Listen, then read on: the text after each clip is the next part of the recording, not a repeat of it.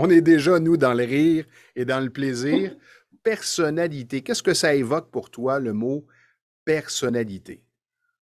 Pour moi, Stéphane, c'est beaucoup qui je suis.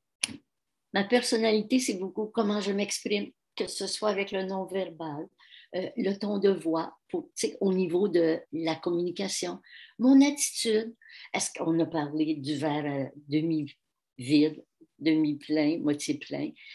Alors, est-ce que je vois mon verre moitié plein? Est-ce que je pose les bonnes questions? On a parlé beaucoup de questions dans d'autres. Alors, ça fait toute partie de moi. Est-ce que je dégage une joie de vivre? Est-ce que je dégage du sérieux? C'est en gros, je pense, Stéphane, tout ce que je vois chez la personne face à moi lorsque je suis en train de discuter, je pense. Les caractéristiques qui définissent sa personnalité. Personnalité vient de persona, qui veut dire masque. Mhm. Alors, personnalité, c'est un masque. C'est effectivement pour plusieurs, comme tu l'as mentionné, la façon de se définir. Je suis comme ceci ou je suis comme cela.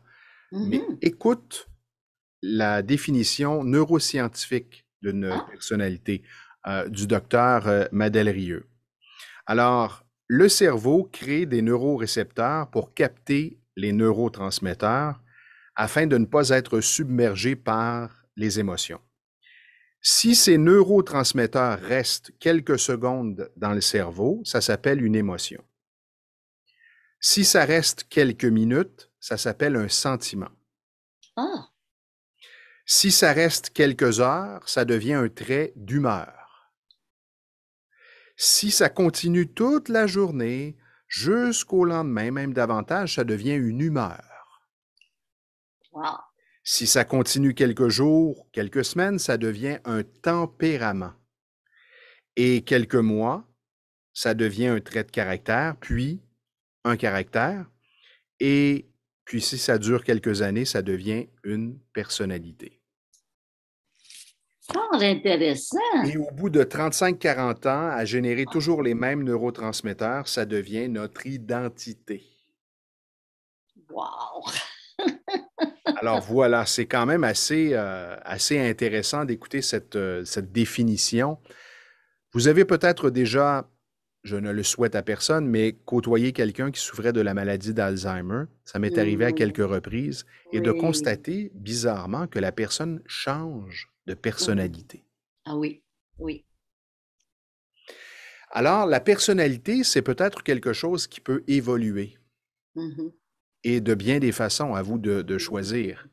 C'est de sortir Mhm. finalement de sa zone de confort parce que on s'installe dans cette personnalité et on ne la remet plus en question au bout d'un certain temps. Et comme la définition vient de le dire, ben, ça se passe chimiquement dans le corps et Mhm. ça reste de cette façon. Mais vous avez le contrôle et le pouvoir de renverser la situation. Si vous êtes, par exemple, plutôt de mauvaise humeur le matin, Mhm.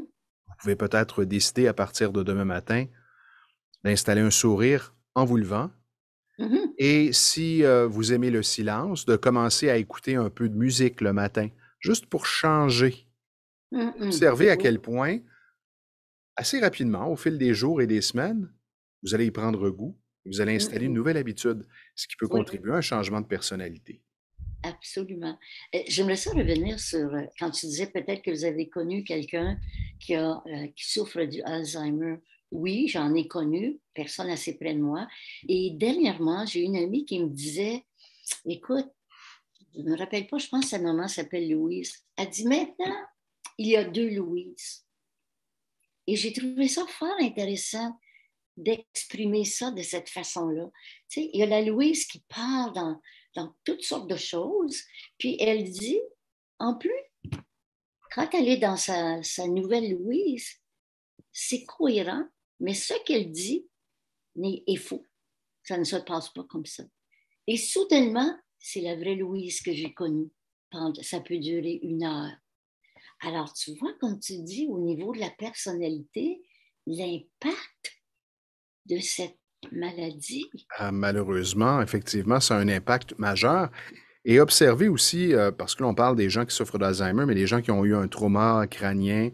Oui. Donc, il y a plusieurs personnes qui vivent des expériences, malheureusement, soit de maladie ou d'accident, Mhm.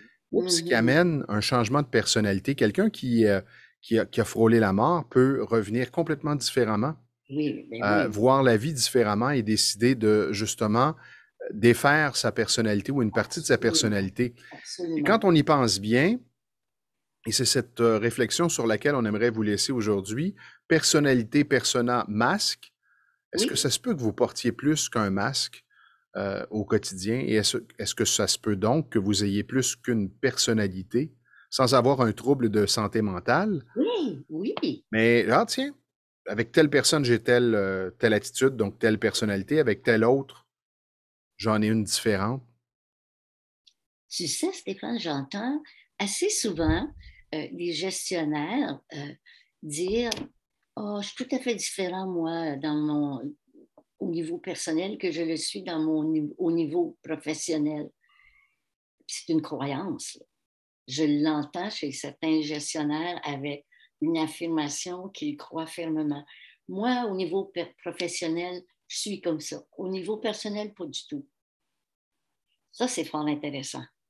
Alors, commencez par identifier les traits de votre personnalité. Et Mhm. ensuite, est-ce que vous voulez la faire évoluer, cette personnalité, ou vous voulez la conserver telle qu'elle? Ça, c'est vous qui décidez.